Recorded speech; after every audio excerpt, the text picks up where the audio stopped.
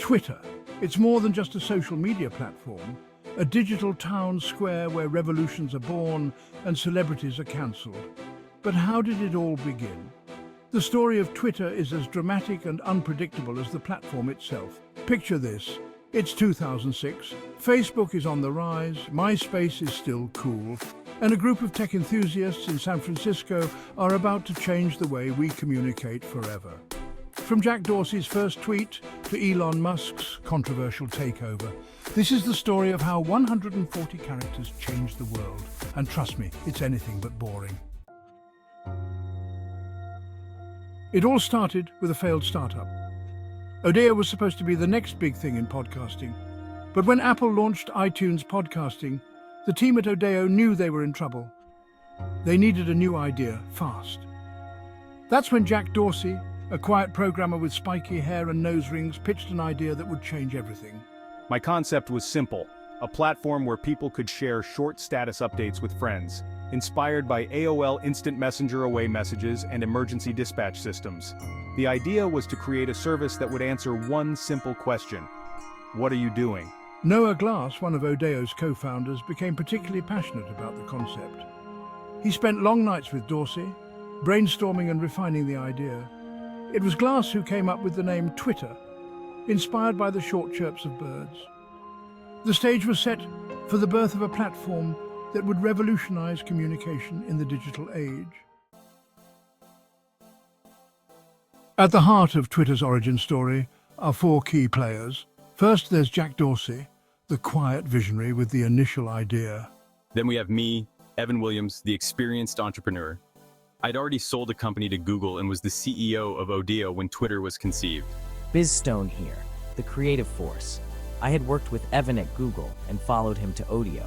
Last but not least, there's Noah Glass, often referred to as the forgotten founder. Glass was instrumental in the early development of Twitter, working closely with Dorsey to refine the concept. But as we'll soon see, Glass's role in Twitter's story would be cut short in a dramatic fashion. On March 21st, 2006, Jack Dorsey sent the first ever tweet, "Just setting up my Twitter." The platform, initially called Twitter, was bare bones. Users could send SMS messages to a single number, which would then broadcast the message to all of their friends. The early adopters were mostly tech enthusiasts in San Francisco.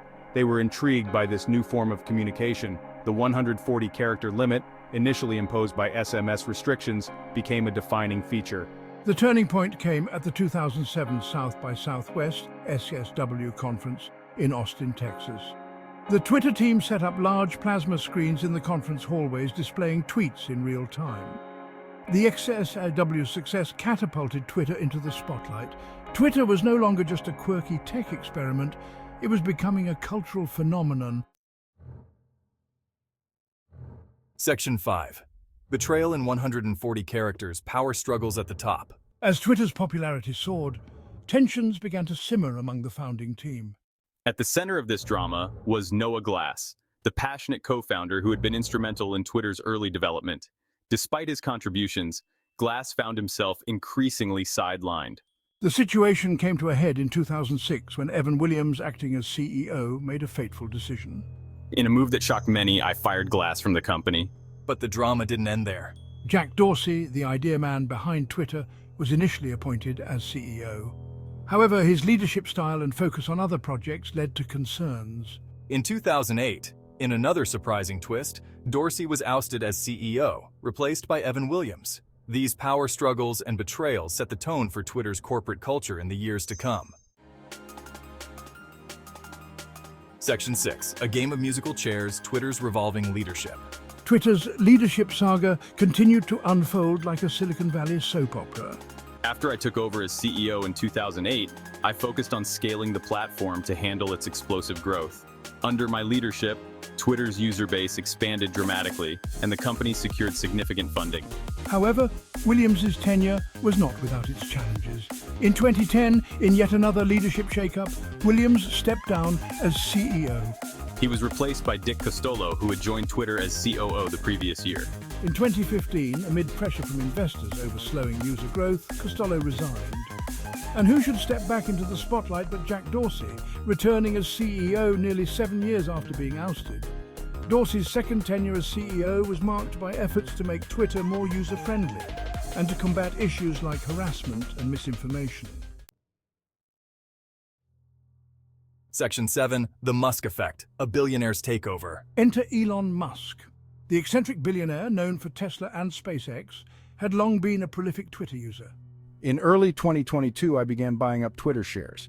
By April, I had become the company's largest shareholder. What happened next sent shockwaves through the tech world and beyond. Musk announced his intention to buy Twitter outright for $44 billion. My stated goal? To promote free speech and unlock Twitter's extraordinary potential. The announcement sparked a frenzy of speculation and debate. What followed was a months-long saga of legal battles, public spats, and market turmoil. Finally, in October 2022, the deal closed.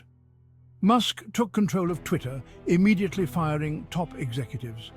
The platform that had started as a simple status update service was now at the center of debates about free speech, content moderation, and the power of tech billionaires. Section 8. The future of the Bluebird, Twitter's uncertain flight path. As the dust settles on Musk's dramatic takeover, the future of Twitter remains uncertain. The platform that revolutionized real-time communication and became a global public square now faces unprecedented challenges. Musk's vision for a free speech platform has raised questions about content moderation and the spread of misinformation. User reactions to the changes have been mixed.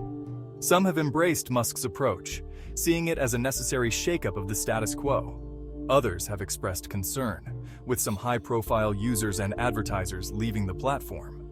The financial implications of these changes, coupled with the massive debt taken on for the acquisition, pose significant challenges for Twitter's long-term viability. Yet despite the turmoil, Twitter's core value proposition remains strong. The Bluebird's flight path may be uncertain, but its story is far from finished.